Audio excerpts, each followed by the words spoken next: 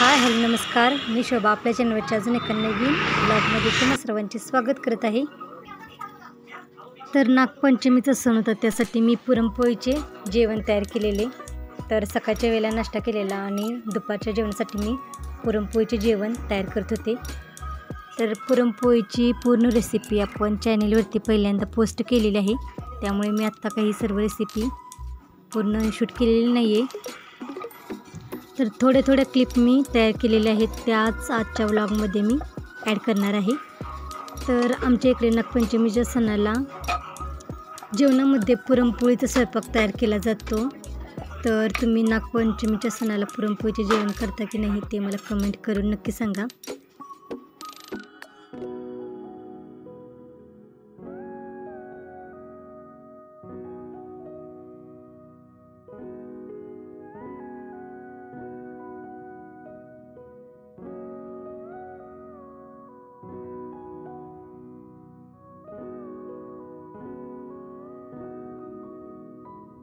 संपवली नाही पाहिजे चार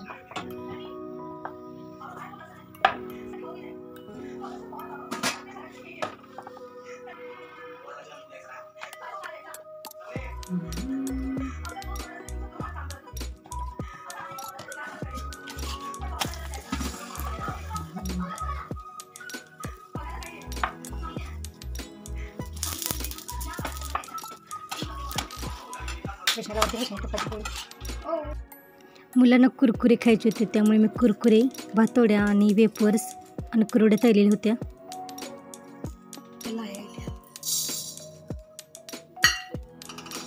गरम कढईमध्ये मी ज्वारीच्या लाह्या तयार करत आहे। तर नागपंचमीच्या सणाला ज्वारीच्या लाह्या अशा पद्धतीने तयार केल्या जातात, त्या मी तयार करून घेत आहे।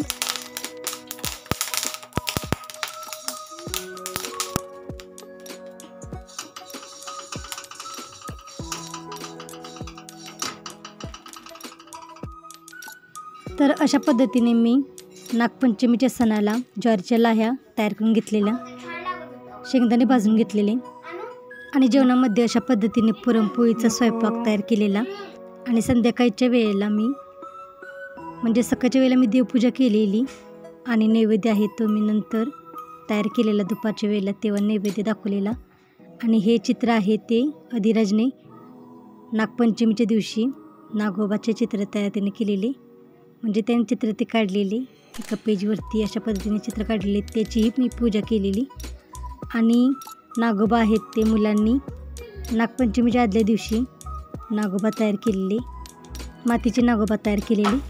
तर अशा पद्धतीने मी नागपंचमीचा सण आहे तो घरामध्येच साजरा केला होता। तर माझ्या काही लहानपणीच्या नागपंचमीच्या सणाबद्दल काही आठवणी आहेत, त्या मी तुमच्यासोबत शेअर करत आहे। तर आमच्या गावामध्ये म्हणजे माझ्या माहेरामध्ये पहिल्यांदा रस्त्याच्या कडेला 2 मोठी वडाची झाडं होती आणि वडाच्या झाडाच्या म्हणजे वडाचा जो कट्टा असतो झाडाचा, त्या कट्ट्यावरती वयस्कर माणसं बोलत ही बसायची आणि तिथंच त्या झाडांच्या बरोबर गावाच्या बरोबर एंट्रीच्या दोन्ही बाजूला 2 मोठी वडाची झाडे होती आणि वडाच्या झाडाच्याच कडेला तिथं देवाचं ते स्थान होतं, वेताळ आणि नागोबा यांचं। मी आईसोबत यायची तेव्हा मी बघायचे की लहान मुली आणि सर्व बायका एकत्र मिळून वारुळाची पूजा आणि नागोबा देवतेची पूजाही करायची। परत लहान मुली आहे ती झोक्यावरती खेळत असे, म्हणजे तेव्हा खरंच खूप छान वाटायचं बघायला। तेव्हा खरंच लहानपणीचे कार्यक्रम खूप छान होते, म्हणजे लहानपणी ते बघायला खूपच छान वाटत होतं, खूपच छानच होतं ते। ती झाडंही आहेत ती तर रस्त्याचं काम चालू होतं तेव्हाच काढण्यात आली आणि देवस्थान आहे ते दुसरीकडे करण्यात आलं। तशी मोठी वडाची झाडे आता रस्त्याच्या कडेने आपल्याला क्वचितच पाहायला मिळतात। दुसऱ्या दिवशी मी सकाळच्या वेळेला नाश्त्यासाठी रव्याचे आप्पे तयार केलेले आणि खोबऱ्याची चटणी त्यासोबत खाण्यासाठी तयार केलेली, तर ती खूप छान चवीला तयार झालेली। बँकेत एक काम होतं, ते काम करण्यासाठी मी बँकेत छानच्या पप्पांनी त्यांचे केलेलं आणि नंतर आम्हाला मुलांच्या शाळेची फी भरण्यासाठी जायचं होतं। तर हे मी बँकेतून घरी येताना शूट केलेलं आहे।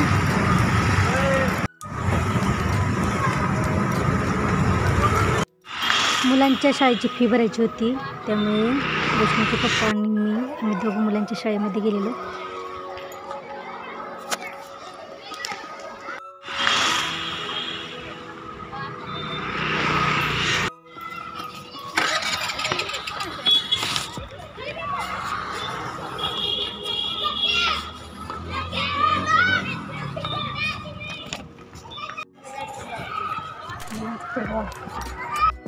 मुलांच्या शाळेची फी भरायला मी आधी बँकेत होतो.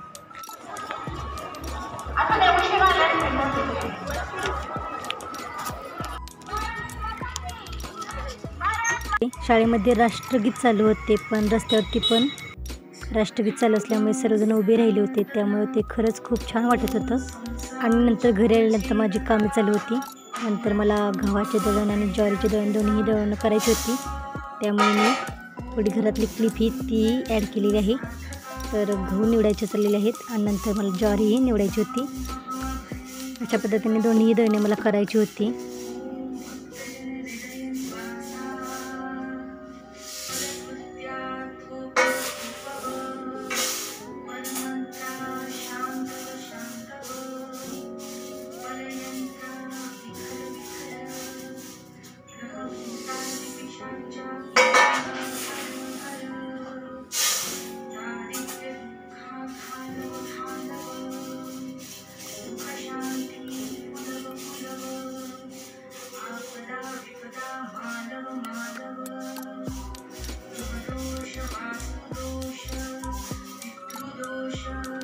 तर पहिल्यांदा मी गहू निवडून आटा चक्कीमध्ये गव्हाचे दळण तयार करून घेतले आणि नंतर ज्वारीचे पीठ आहे ते नंतर दळून घेणार होते.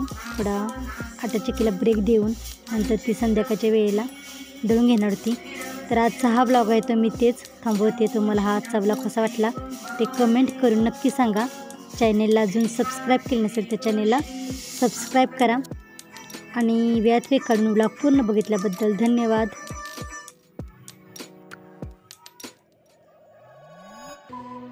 हे जानू वैष्णवी या जेवायला.